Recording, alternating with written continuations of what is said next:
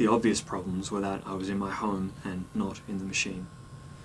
Even if I'd gone back 888 days, I should have been waking in my previous home, the one I'd shared with my wife during our crumbling relationship. It took a little longer to figure out exactly what had changed, where, and how I had travelled.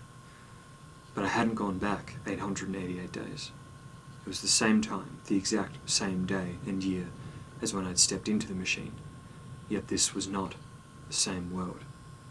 Here, the machine had never arrived, had never existed in the first place. I later realised this day was 2.5 years, exactly 888 days after the machine's initial arrival.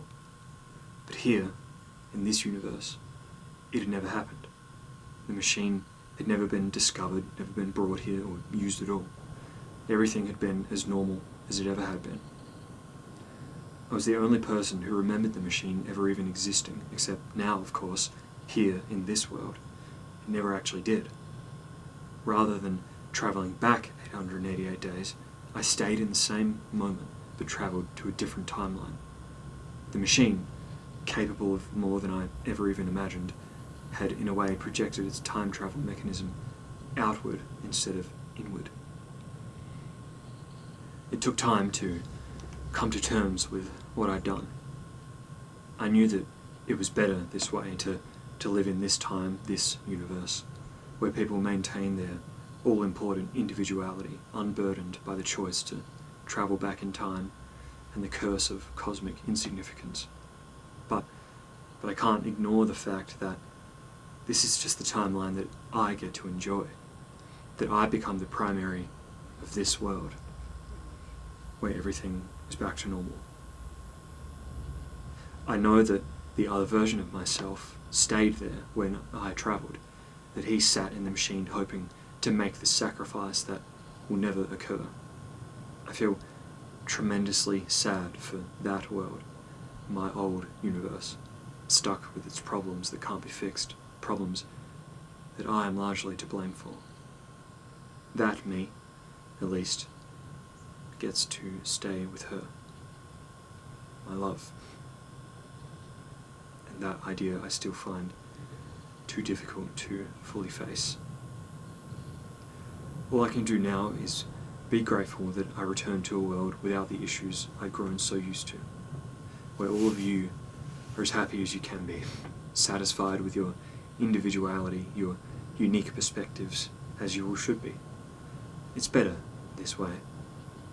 But, of course, the few people I have told about all of this find it impossible to believe me. I know they never will. I don't expect them to. I know how crazy it all sounds. So that's why I left. Why I wrote this letter, made this video, to record the experience before I might forget any of the details with time, before I forget that it did really happen. I think with enough time I might actually come to believe that I am crazy myself, that I imagined the entire ordeal of the last 888 days. But I know it was real, that it had happened. I'll never, ever be able to prove it, of course, but I just have to accept that. So, take this all for whatever you think it's worth. The ramblings of a crazed madman, or the strength of the human mind and its imagination, or the truth beyond what you might have thought possible. Nevertheless, this is a farewell to all of you. You won't see me again.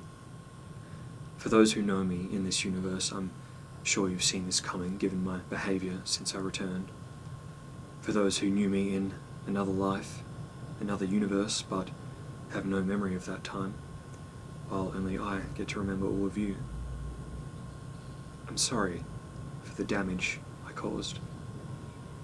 But I'm glad that here, at least, you're happy. And of course, most of all, to my primary, the most special individual to ever exist in this or any universe.